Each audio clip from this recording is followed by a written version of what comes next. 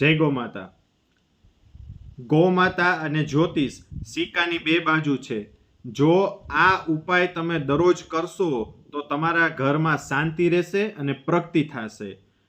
સર્વપ્રથમ સવારની પહેલી રોટલી ગૌ માતાને ખવડાવી. આ રોટલી ખવડાવવાથી પુણ્ય મળે છે. અત્યારે ઊંધું થઈ ગયું છે. સવારની પહેલી રોટલી પતિદેવને પીરસવામાં આવે છે એટલે બિચારાનો સ્વભાવ ગરીબ ગાય જેવો થઈ જાય. બીજી રોટલી સાસુમાને પીરસે એટલે સાસુનો સ્વભાવ કૂતરા જેવો થઈ ગયો. આ તો મજાક છે પણ આ વાસ્તવિકતા છે. ત્યારબાદ ગૌ માતાને આપણે નાહી ધોઈ ગૌ માતાની પૂજા કરવી જોઈએ.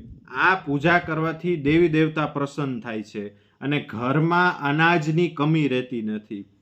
ત્યાર પછી ગૌ માતા છે એને સવારમાં અથવા બપોરે આપણા હાથે લીલો ચારો ખવડાવવો જોઈએ. આ લીલો ચારો ખવડાવવાથી આપણા જીવનમાં જે કાંઈ સમસ્યા છે, પરેશાની છે એ દૂર થાય છે. ત્યાર પછી ગૌ માતા છે એની ખૂંદ હોય એ ખૂંદ ઉપર હાથ ફેરવવાથી આપણા સ્વાસ્થ્યમાં વધારો થાય છે. નાની મોટી બીમારી દૂર થાય છે. કારણ કે ગૌ માતાના ખૂંદમાં સૂર્યકેતુ નાડી છે જે સૂર્યના કિરણો શોષી પોતાના દૂધ ગોબર ગૌમૂત્રમાં એના ગુણધર્મ આવે છે.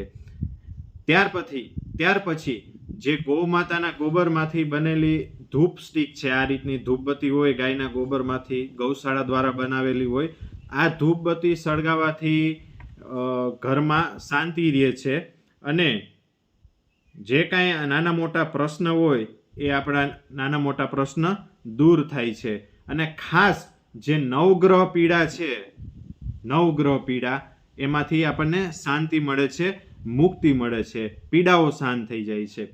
ત્યાર પછી જે નાના બાળકોને નજર લાગેલી હોય તો નજર લાગેલી પરિસ્થિતિમાં ગાયના તાજા ગોબરમાંથી દીપક એટલે કે દીવો બનાવી એમાં સરસવનું તેલ અને ગોળ નાખી અને જે નજર લાગેલ બાળકને ઉતારી દીવો ઉતારી અને એને ઠારી નાખવામાં આવે તો નજર ઉતરી જાય છે.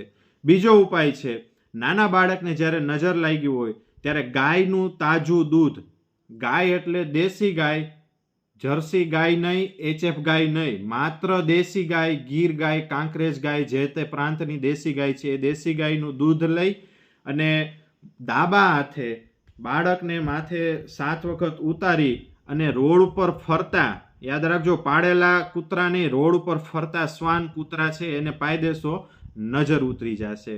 અને અંતમાં જે કાળા કલરની ગાય છે એની પૂજા કરવાથી લક્ષ્મી દેવી પ્રસન્ન થાય છે. ઘરમાં ધનની ઉણપ નથી રહેતી, ધન મળી રહે છે.